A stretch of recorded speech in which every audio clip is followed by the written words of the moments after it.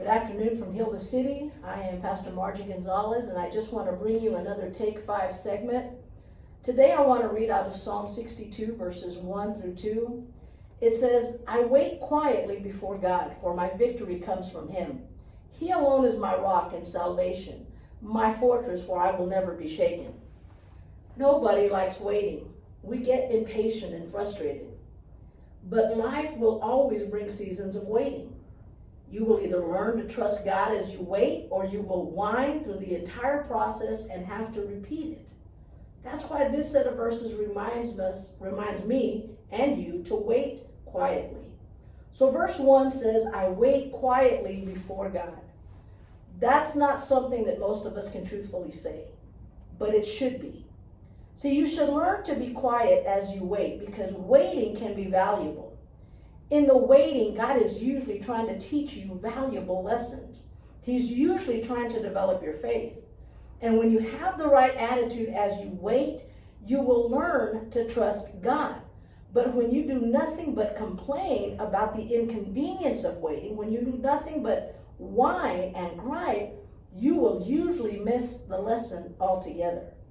Psalm 62:5, just a few verses down, says again, let all that I am wait quietly before God, for my hope is in Him. Sometimes you have to remind yourself to be quiet while God works in your situation. Verse 1b goes on and it says, for my victory comes from Him. And in this part of the verse, David, who is the writer of this psalm, David expresses complete trust in God because David has had to learn to wait.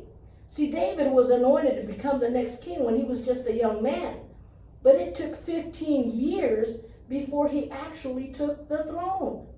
And so by the time that he writes this psalm, David already knows that if he will simply wait patiently and quietly, God will give him the victory. Psalm 27:14 says, wait patiently for the Lord. Be brave and courageous. Yes, wait patiently for the Lord. David has learned to encourage himself as he waits. He's learned to remind himself of all of the times God has come through for him in the past. And he purposefully reminds himself of every past victory so that he will continue to trust God in this season of waiting. So reminding ourselves of what God's done in the past always helps us to wait for God until He moves again on our behalf. Verse 2 wraps things up saying, He alone, meaning God. God alone is my rock and my salvation, my fortress, where I will never be shaken.